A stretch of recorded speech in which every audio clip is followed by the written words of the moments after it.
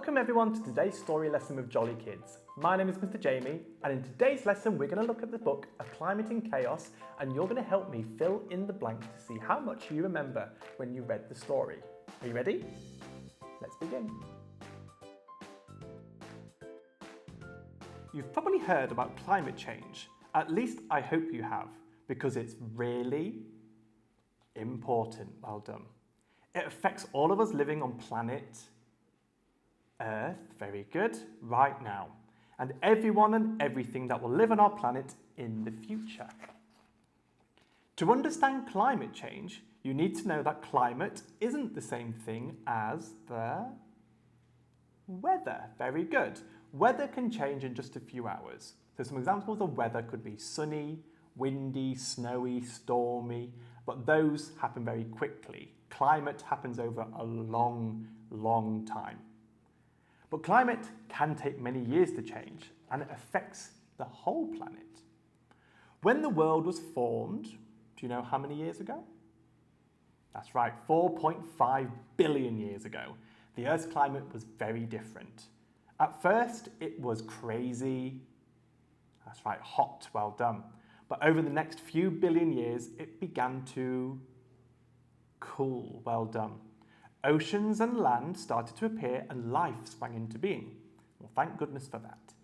And over this huge amount of time, our planet developed lots of different systems, well done, that allows life to flourish. For example, most animals, including humans, need to, what, to stay alive? What do we need to do? That's right, we need to breathe, well done. And when we breathe, we take in an invisible gas called oxygen, very good.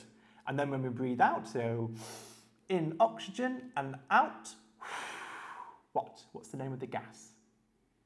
That's right, carbon dioxide, well done. Plants need to do something a bit like breathing to stay alive too, but they actually do it the other way around. So they take in what? That's right, they take in carbon dioxide and they push out oxygen. Very good. So without plants, we would really struggle to survive. High above the surface of the planet Earth is a layer of what scientists call greenhouse. What? That's right, greenhouse gases. Well done. Carbon dioxide is a type of greenhouse gas. Very good. Any carbon dioxide that isn't taken in by plants travels up to the sky, well done, to join the other, what, gases? That's right, the greenhouse gases, well done.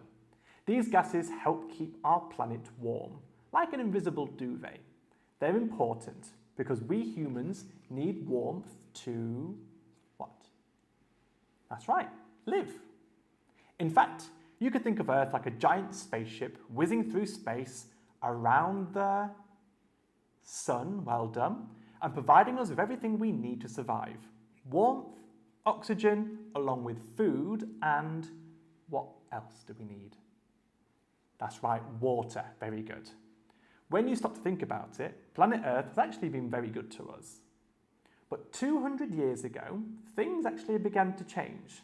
Humans started making machines powered by what? What were they powered by? That's right, by burning things. This made life easier for lots of people, but it had other effects too. Do you remember those greenhouse gases like carbon dioxide? When anything gets burnt, it makes more of those gases. So every time we burn something, perhaps in a petrol, what? That's right, an engine, or a coal-fired power station, well done, we release more gases into the air. Fantastic. Another type of greenhouse gas is methane. Well done. We release it when we farm cows and put rubbish into landfills. That's right. And we're not just making more greenhouse gases, we're also chopping down large areas of forest, so there are few plants and trees to take in the carbon dioxide from the air. All this is building a thicker layer of greenhouse gases, well done, a bigger duvet, and it's actually what to our planet? Is it making it cooler or warmer? That's right, warmer. About 70 years ago, scientists began to notice that our planet was getting hotter, hotter than since records began. Our climate getting warmer is having lots of different effects, and this is what we call climate change. Very good. Firstly, long-term weather is changing, which is causing heavier rainfall, more heat waves, bigger storms, and more forest fires. Well done. Thanks to the drier and hotter days. So what can we do to help reduce the amount of greenhouse gases? Well, we can take public transport, which means less cars on the road. Cycling and walking is even better. We can buy less things. If something's broken, can you try and fix it instead of buying something new? Try throwing away less things, reduce, reuse and recycle them. Eat more plants and fruit and vegetables rather than meat. That will reduce the amount of what from the farms? That's right, methane. Well done. Turn off things at home if you're not using them. Save the electricity. And also try growing something at home. Try growing plants and growing a tree, because those plants will create what? That's right, they'll create oxygen for us to breathe and take in the, well done, the carbon dioxide. Very good. And then all over the world, you can find different types of renewable energy. Now, renewable energy basically means the energy doesn't run out. So that could be a wind turbine, which is powered by wind energy. Could be geothermal, which gets the power from the heat underneath the earth. It could be tidal power, so you've got the actual power of the oceans and the waves that pushes around turbines. Solar panels, which I'm sure you all know, and they are powered by what? How does a solar panel work? That's right, from the sun. It hits the panel and then that creates electric using the power of the sun. So eventually, hopefully, we will stop using fossil fuels, which is something like coal and gas, and those are things that will actually run out and they're doing more damage to the earth if we use them. Ultimately, we need to think about how us humans can treat the planet better by changing how we live. After all, we depend on our planet to survive. Scientists call this sustainable what? That's right, sustainable living. Well done. And here's an example of how a sustainable house could look like in the future. So what can you see? That's right, solar panels, electric cars, well done, trees, green plants, well done, that are taking in the carbon dioxide and breathing out oxygen for us to actually breathe ourselves.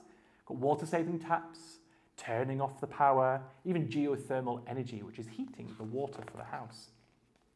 And people have started doing this already. All over the world, people are making big positive changes, such as a geothermal power station in Iceland actually provides hot water for the people living in the country's capital.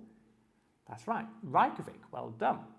In the UK, there's one of the world's largest offshore wind farms, very good.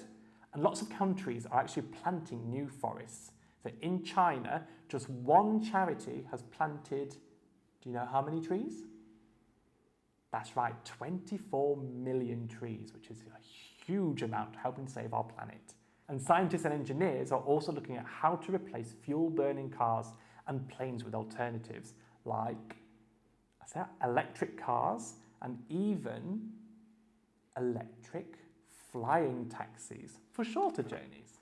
So one thing most scientists agree on is that we need to act soon, because if we don't, we might not be able to stop climate change. Well done. It's a big problem that affects everyone across the planet in different ways. There are more than how many people living here? That's right, 7.7 billion people living on Earth right now. And if we all did our little bit to help, it would soon add up to be quite a lot. Thank you everyone for today's lesson. I hope you enjoyed learning all about climate change, and hopefully you can start to change some things at home to help reduce the amount of climate change happening in our world today. We'll see you all again next time. Bye-bye.